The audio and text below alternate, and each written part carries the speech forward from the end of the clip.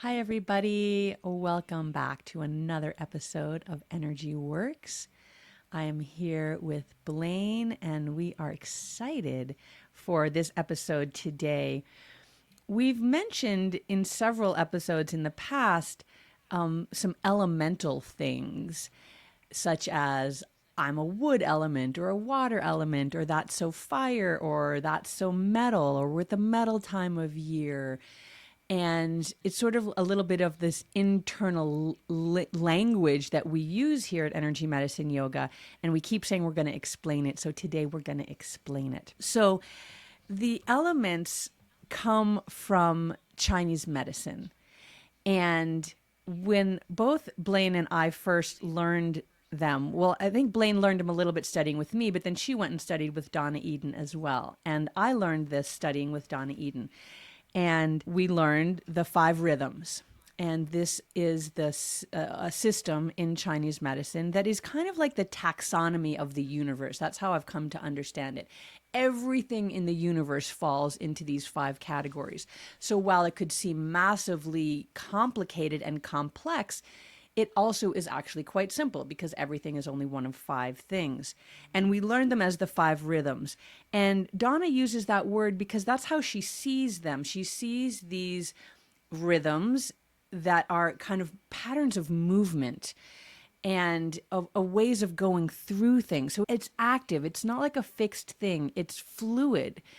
And it's about your time of life. It can be about your time of day. It's about seasons and cycles. And there's many different ways that the word five rhythms or the word rhythms has been translated from the Chinese. It's also elements, five walks, five phases, five seasons. So you can see from these translations that this system is active. It's not a fixed system. It's about transitions and timing and movement and change. And so when I was writing my books and adapting some of this work, I chose to use the word element, even though I had learned and studied with Donna for years using the word rhythms. And this is just a little insider. I'll let you in on a little thing. Some of you know I am not a speller. I cannot spell my way out of a paper bag. Or let's just say this, I'm fond of alternative spellings. And I also really love going back and reading in history the way things were spelled and then how they kind of how language is actually a live and living system and goes through phases and transitions. Anyway, I couldn't spell the word rhythm and I couldn't have it 1,000 times in my book and have to spell check myself 1,000 times. So I chose the word element. And so we're going to talk today about the five elements. And the metaphor that I think it's easiest to anchor into when you're just starting out learning this system is to use the metaphor of the seasons because the five elements encompass all of the seasons as well. As I said, it's the taxonomy of the universe. And so everything falls into one of five elements, whether it's the seasons of the year, the seasons of your life, from being a child to being an elder, all through all of those seasons. Whether it's the time of your life right now, you might be in an elder caretaking time, even if you yourself are not an elder. And so that's a season or an element that would be active for you right now. But it's also every physical system in the body, every energetic system in the body. And one of the reasons that I love this the most is because it's also every emotional system in the body. And one of the main things that I loved about studying with Donna, when I started to incorporate Donna's work, Eden Energy Method, into a traditional yoga practice, was that it opened up pathways and wisdom pathways, active wisdom pathways, to things that had been very esoteric or closed off for me in the yoga world. And one of those was emotions. So, you'd go to a yoga class and there'd be people having emotional experiences and nobody knew how to talk about them or did talk about them. It was sort of like, "Ooh, that girl in the corner is crying." And you might have been that girl in the corner. And I certainly was many times. And everyone was sort of just like, let them be. Or then other people that were very earth elements, which you'll understand in a bit, would come over and want to help them and stop their crying, or they would also start crying. We know this from mirror neurons, that when someone's having an emotional experience, we can often feel that same emotional experience. But there was no resources of why is this happening? Why is it happening in that particular pose? And what would I do if that was happening? And what do I do if that keeps happening? What if I do if I can't stop that from happening? And what information am I trying to gather from what is happening? And all of this was explained when I studied with Donna. And I just want to give a little a backstory before we dive deeply into the 5 elements here. Is the brilliance, or one of the brilliant things about Donna Eden, is she sees energy, and she saw 9 distinct energy systems in the human body. 9 distinct energy systems in the human body. And she spent years mapping what these systems looked like and what they did and how they interrelated and how they worked with your health, body, mind, and spirit. And along that journey that she took of discovery was her surprise that these systems had been mapped before. So Donna was really like an ancient rishi back 5,000 years ago, when Chinese medicine was starting, when Ayurveda was starting, back in ancient times, pre Christianity, in the Celtic Isles, when healers were still the predominant force of kind of communal life. These systems had been mapped, and Donna didn't know that because she was just looking at the physical body and seeing, wow, there's these roads of energy go through the body. Let me write down what they look like. And later she's like, oh, these are meridian pathways, and they've been mapped for thousands of years. And she discovered that over and over again. Chakras, those had been mapped. She hadn't known that before. So she saw 9 distinct energy systems in the human body. And the brilliance that she brought to bear was that these are all integrated in each one of us, no matter where you are on the planet. If you are in a human body, and even actually in an animal body, although I don't know, we'll have to get back to that. They have a lot of these systems. Do they have all of them? Pin that in my mind, and we'll come back to that. But you have all of these 9 systems in the body. So if you are from India, from the traditions that mapped the chakras, that mapped the aura, you have those systems in your body. But you also have the systems that were mapped in China, the radiant circuits, the meridians, the 5 elements. You also, if you're from China, you also have the systems that were mapped in the Celtic Isles, the Celtic weave. You also have systems that Donna sees that aren't in the ancient literature of these, all of these global traditions, things like the grid and the electrics.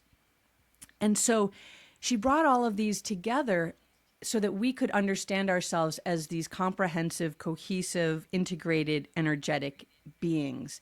And it didn't matter where you were from, you have all of these systems in you. So sometimes we get the question, well, you guys are yogis. Why are you spending so much time working with things from Chinese medicine? Well, because we have meridians in the body, and we have radiant circuits in the body, and we have 5 elements in the body. And so we're going to address those regardless of the fact that the lineage that Blaine and I have studied most in is from India, is the yogic traditions. So I just wanted to kind of give all of that front loading of why we are where we are, and then take you a little bit deeper. And I'm going to pause here and let Blaine jump in and share some thoughts about this too. Yeah, thanks, Lauren. Great job. I feel like I think we've been here 9 minutes, and I think you've just done a wonderful job summarizing the 9 energy systems of the body, upon which the 5 elements is one of the 9 energy systems that we've learned in studying with Donna Eden in her school and with her and her teachers. And I think agree. It's interesting to other people that we're yogis so steeped in Chinese medicine. And it's really, Lauren created a whole way of doing yoga called energy medicine yoga, which is the union of these two things. What we learn as, I'll call them just traditional yoga instructors from the yogic lineages of India, the ancient lineages of India, and then taking this whole other way of looking at the human body and bringing it into health and balance, because that's ultimately what it's all about. Whether it was a sage looking at nature and looking at us and being able to see and understand vibration and energy and our systems and how it works, slightly different ways from China or India, we are all of that. And so this very unique way that Lauren has brought that what we seek from both places, the balance and the healing that we want. We engage in these practices to bring ourselves in balance, to keep ourselves in balance, or to heal ourselves if we find ourselves out of balance, and to connect with the divine and to understand our place in the isness of all things. And it's really just two approaches to the same goals that Lauren has brought together for energy medicine yoga. Yeah, I'm glad that you brought in the piece, Blaine, of watching nature, because that's really a huge part of for us today. But certainly, we have the benefit of being able to read all of these books back in the day, 5,000 years ago. There were no books, and the teachers and the healers and the rishis would study nature. They would watch what was going on in the world and watch what was going on in the human body, and use that as sort of their experimental way of coming up with healing, right? Because that really is the ultimate goal, and not just healing, because that sort of implies that we're unwell and we're coming into wellness, but really it's just a way of living as well. It's how you live in harmony with nature, in harmony with, there's a lot of the buzzwords today of the circadian rhythm and the vagus nerve and all of these things, and light therapy, right? So that we get the right light that we're supposed to get. But back in the day, again, that 5,000-year-ago day, you don't have to worry about the blue light coming out of your computer. You don't have to worry about, working too long at your job and logging off in time to get out into the sunlight, right? You don't have to worry about that, about maybe eating blueberries in January, because that was not an option. You were not eating blueberries in January. It was not happening unless you had harvested them in the spring and summer, and then you had made them into oh gosh, I'm not going to remember the name of that, pemmican. Yes, I am, into something that would store the berries with animal fat and meat, and that would store it over the winter so that you could eat blueberries in January. But that was being also very in tune with the seasons. You knew when to harvest, you knew how to preserve, all of those things. So I want to just read a little something here. In reviewing our notes, I came back to my very first time studying with in Donna's school, and even the metaphors used for the five elements are thought in dynamic terms. So we're going to use a couple metaphors today. We're going to use the seasons: winter, spring, summer, fall, and the equinoxes and solstices, which are considered sort of there's a separate little bit of a season. But concurrently with that, we're going to use the five names of the elements: water, wood, fire, earth, and metal. And so lest you get thinking that that is a fixed thing, here we go from Donna's work here. The five elements are thought of in dynamic terms. They are associated with primary impulses in nature. Water ebbs and flows. Wood bursts forth from a seedling and grows. Fire flares and dances. Earth supports and nurtures, and I would add earth also moves and undulates with things like earthquakes and things like that, sand pits and things. And metal brings structure and order. And so everything is moving. And really, that is why Donna used the word rhythm. Even if we're talking about a season, we happen to be filming this podcast right now in winter. It is the very beginning of winter, and it is the beginning of water element. So, even that, it is not a fixed thing, winter. It is a season. It is a span of time. It starts on the 21st or 22nd of December with the light at its very lowest during the day in the northern hemisphere. And every day the light gets more and more, and there's changes that are happening environmentally. Every single day is different. Snow and rain and sleet and hail and sun and underground things are happening. Okay, so we're not going to get into that yet, but I want you to know that everything is movement. Even something like metal that you think of as a really fixed and solid thing, and metal does provide structure, but even that is in flux and flow and moves and changes. And you think about, well, do you make a metal beam? You heat it up really strongly and it becomes liquid. So everything is moving and flux and flow. And okay, so now I'm just going to lay out what the 5 elements and the 5 seasons are, and I'm going to kick this back to Blaine. Okay, so we start in our tradition in winter, in the water element. Some of you who study 5 element theory or Chinese medicine, there are other ways to start this wheel. It's called a wheel because it's a cycle that goes around and around and around. And some people start the wheel in the wood element, some people start the wheel in the fire element, but we start the wheel in the water element. And maybe we'll have a couple of jokes about why that is when we get to the water element episode itself. So winter, water, that is the start of the wheel. And it goes just around the wheel, just like you would think. It goes winter, spring, summer, and fall. And winter is water. Spring is the wood element. So you could think of the trees that come into bloom in the spring. And then summer is the fire element. You can think of that as the heat of the sun is at its highest and hottest. So that's the really fiery time of year. And then autumn is fall, and that is the metal element, and that is about endings. Now, that's only 4, so where's the 5th one? So the 5th one is earth, and that actually on the wheel comes before fall. So it goes water, wood, fire, earth, and then metal.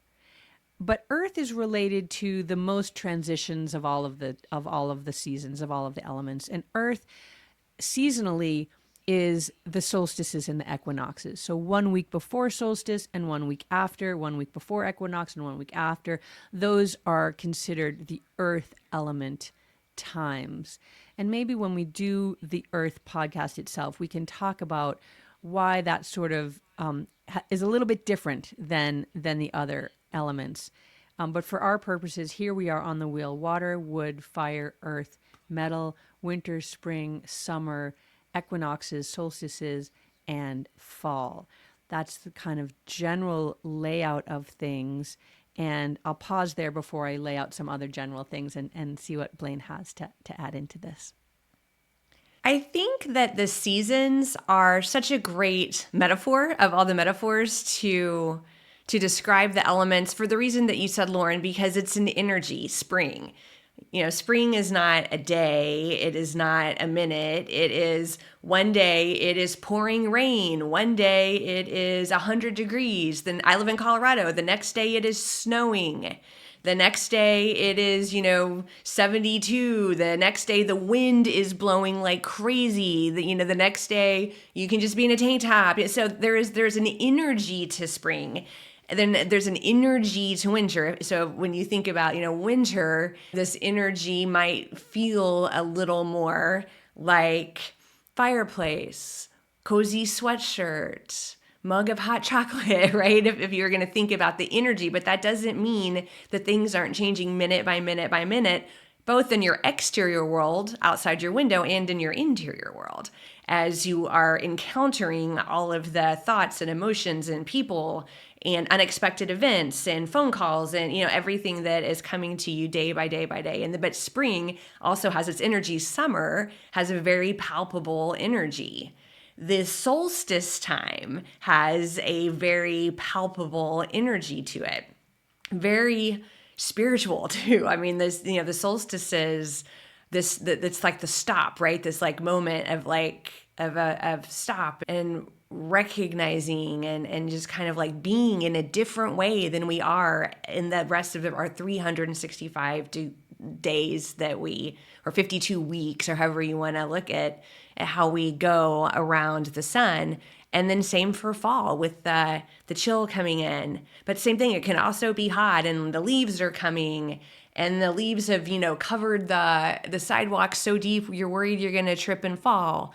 But then it's pouring rain on these leaves, right, or whatever. And so, and it's, getting colder, and the sunlight, a day is 24 hours, but in those 24 hours, we have less and less of the sun in our day during this fall time, and the squashes and, all of these things. And so looking at the seasons, yes, as months on the calendar, but also the underlying energy that you get from that season, I think is a great way to think about the elements.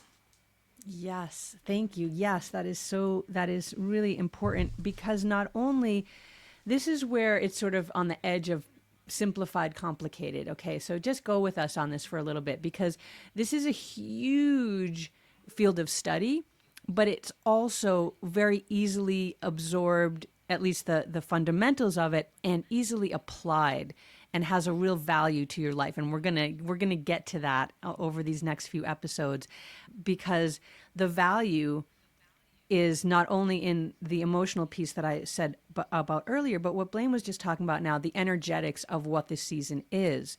And so the winter season is the most yin of all of the seasons. It's deeply internal. It's a time of reflection, of going in, of stillness.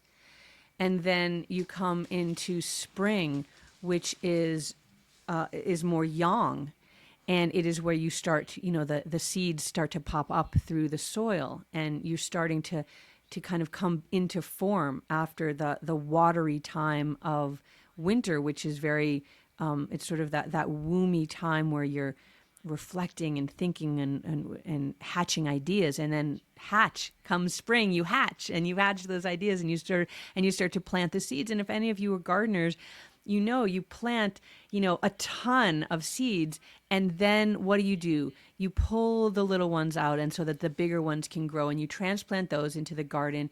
And that's for the height of summer.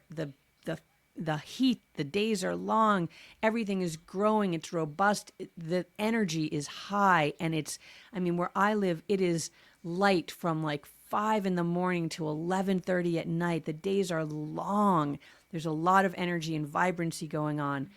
And then you come into autumn, and it's the harvest, and the days are starting to get colder, and you're starting to kind of take stock of, well, how did the garden go this summer? What did I harvest? Did I like that? I think I planted too many zucchinis again.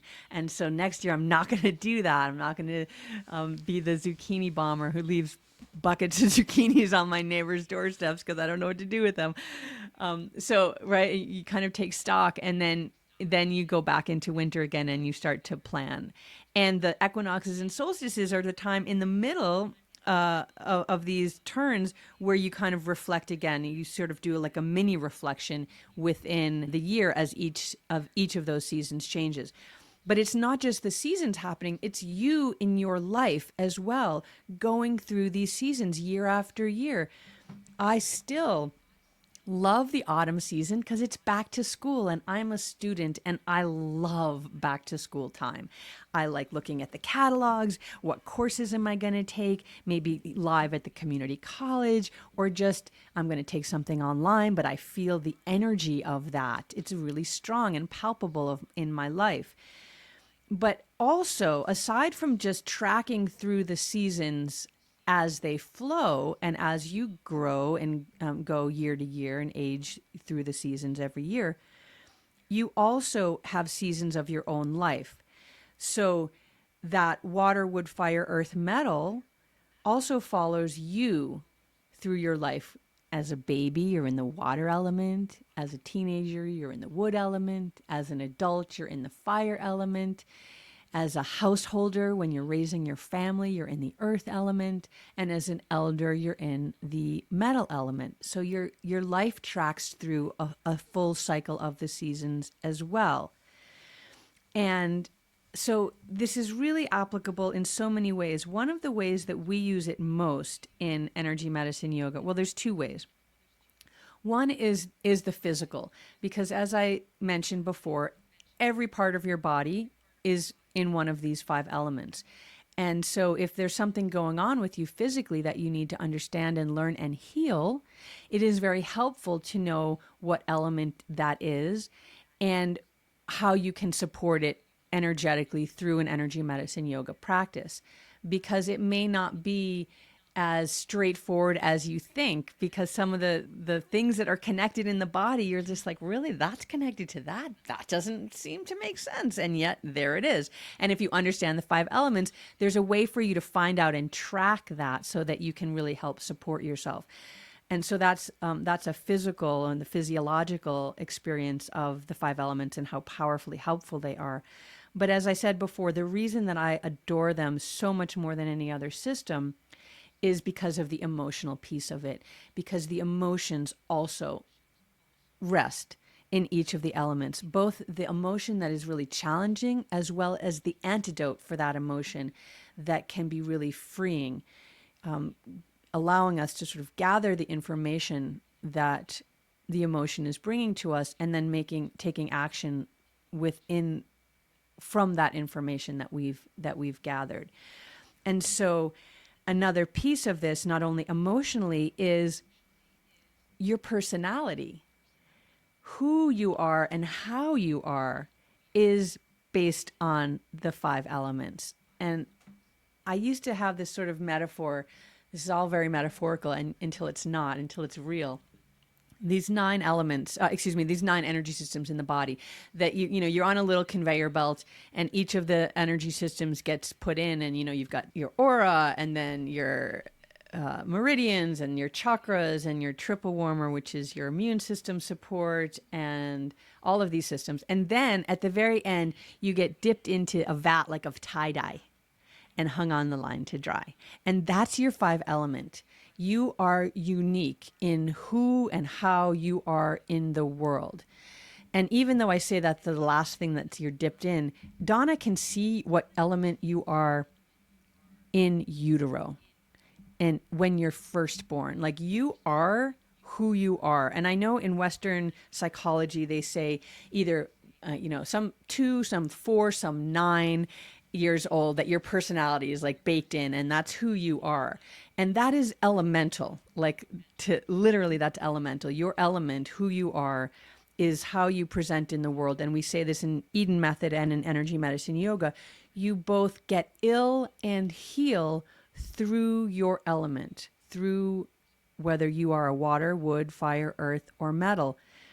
And I'm going to pause there because I could feel myself just spinning out forever on all of the different angles on this. And I want to pull back in and check in with Blaine and see where we should go next. I feel like we should so our next episodes we'll do a water episode, we'll do a wood episode. So we'll dig into these one by one. And I think that's when it will start, resonating with you a little bit more, because we'll get into the deeper of, why is it what makes you sick, or why is it how you can heal yourself and your emotions. And I mean, actually, it's like your imbalance in your emotion can make you sick, right? It's all tied into this. But I think you were going to say this at some point, but I'll say it now, Lauren. We are all the elements.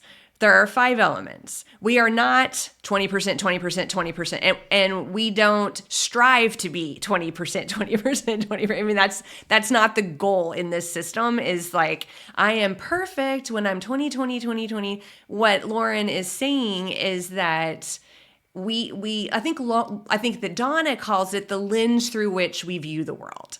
And so if you're someone who is primarily water element, you have all 5, but you are primarily water, the lens through which you see the world is through the lens of water.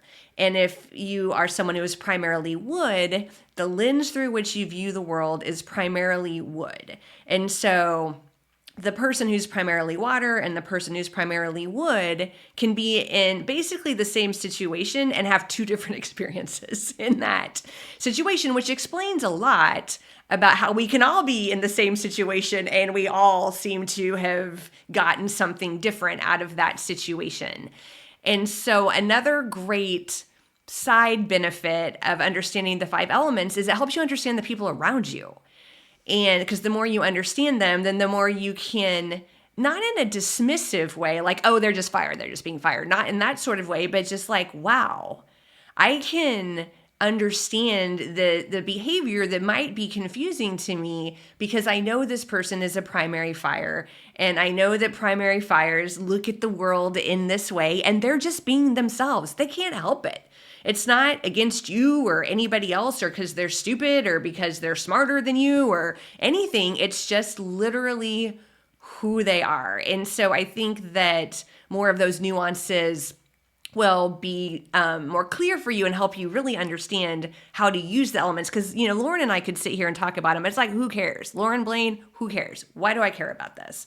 And I think that as we talk about each one individually, you'll see why we care and why we love them so much. Yeah, I'm glad you brought that up, Blaine, because that is a huge piece of it. Is it really allows you to have a massive amount of compassion, both for yourself. Well, let's just start there. First, for yourself, instead of, why am I this way? Ugh, and you know, all the things that we say to ourselves in our minds about ourselves. Then you start to see, oh, these are the reasons I am how I am. And if I want to transform how I am, I need to understand where that came from and why that's there, because there's a reason for it. And from there, you can do the processing and the transformative work that you want to do if there's something that you want to change. And then there's some things that you are who you are, right? And Blaine and I talked about that off camera a little bit ago. Just like there's part of you, just you are who you are. And there's a huge piece of acceptance in that and having compassion for yourself. And as well, that understanding of for other people is so amazingly important. Especially, I feel like the world is so intransigent right now about seeing others and othering them instead of seeing them as a different flower in the garden. And, you know, you don't go into a garden, you're like, that flower is gross. Why doesn't that look like that flower? You're just like, these flowers are all amazing. Everyone is different. How could there be so much variety? It is so beautiful. And that's really, when you understand 5-element theory, then you start to have that kind of view of the world. It is so varied and magnificent and beautiful and complex and complicated. And that is as it's meant to be. The more diversity, the more health there is in every part of every ecosystem that exists.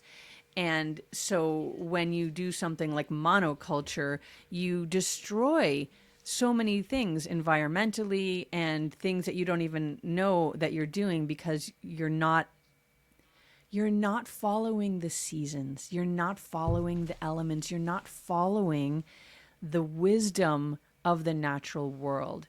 And I think more and more people are really tuning into that and desiring to be more in line with the wisdom of the world. So I just wonder, as maybe a little teaser trailer for the next 5, do we drop in the kind of high level? Do you want me to drop in maybe even just the emotions, or maybe do you want me to drop in the emotions and the physical? What would be juicy for our listeners to kind of get them to be excited enough about this to tune into the next one? Let's do the emotions. Okay. Because I think that, man, we all have emotions, right? So I think that everybody can relate. And then when they hear the emotions again, it'll be the second time because we're adult learners. We learn by repetition. So let's start there. Okay. And I think it would be really helpful too. We will drop in the show notes a quiz, a little quiz, so that you can discover what your primary and secondary element is. So there's 5 elements, and there's just an easy quiz. I've got that quiz in all of my books. Actually, I don't think it's in the first book. Maybe it is. I can't remember. Anyway, it's in 2 of my books at least, that you can find out a little bit more about yourself. And who doesn't love taking a quiz about themselves? I'm sure many of you have taken the dosha quiz online. There's hundreds of them to find out are you Vata, Pitta, Kapha. And then you're like, okay, so what do I do with that information? And so I want you to take this quiz, and then we're going to help you understand what to do with that information so that you don't just think, okay, I'm a Vata, great. Because the value of these 5 elements and what you can do with them is massive. And so, okay, I'm going to share with you the emotions, because to me, that is the biggest takeaway that I got from 5 element theory. And it is, it's part of what I've created in terms of how you can really learn how to heal yourself and work with your own energies. And I liken it a little bit to the alethiometer. If any of you are Philip Pullman fans and waiting patiently or not so patiently for the 3rd book in the Book of Dust series, then you know what I mean when I say an alethiometer. So Lyra was given an alethiometer, which is this, it's sort of, a compass is the closest that I can say to what it is, but it's this compassy kind of tool. It's a tool that you can tune into to learn anything about anything. But you have to learn how to read it, and its symbols and its movement. And so I think it's very similar to how we use both 5 elements and chakras in energy medicine yoga. If you can learn how to use this compass, it can both tell you where you are and guide you to where you need to go in a really methodical, easeful, clear way that is so incredibly powerful. Okay, so we're going to start just with the very basics. So I'm just going to repeat again. Water, wood, fire, earth, metal, winter, spring, summer, equinoxes, solstices, and fall. So water, winter, that's where we are now. Out of balance or challenged or under stressful situations, the emotion is fear. Fear. The balancing emotion for that is courage. And so even before you've taken the quiz yet, when you're listening to these, you can sort of hear if this is the emotion that's most up for you when you find yourself in a stressful or challenging situation, just kind of make a little mental note of that may be your primary or secondary element. Okay, so winter, water, it's fear and then courage. Wood, spring, out of balance, under stress, under pressure, anger. Balancing that is right action or assertive action. Summer, fire element, out of balance, anxiety or panic. Balancing that, inspiration, and also joy. Solstices and equinoxes, the earth element. Out of balance is worrying, wondering what everybody else is thinking or saying.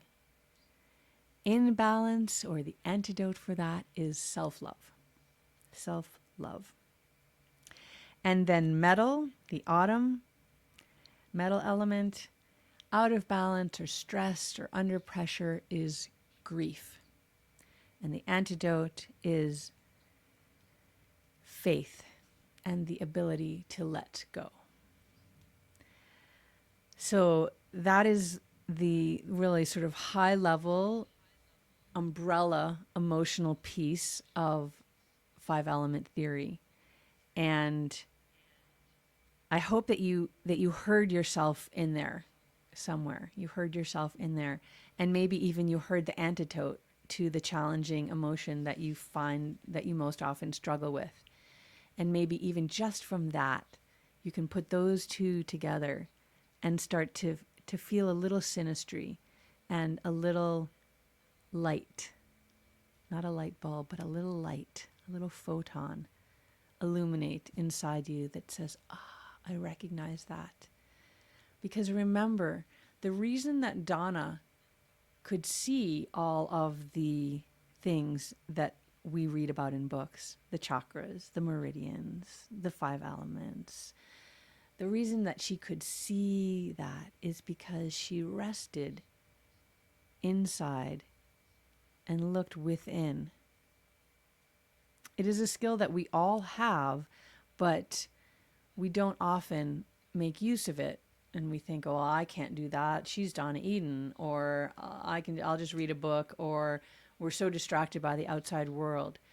But that internal knowing is there. It is alive in you. So maybe just hearing those emotional pieces gave you just a little flicker of light, that ancient wisdom that is still within you to awaken and to lead you into this modern future in a way of ease, peace, calm, healing, all of the things that we are desiring.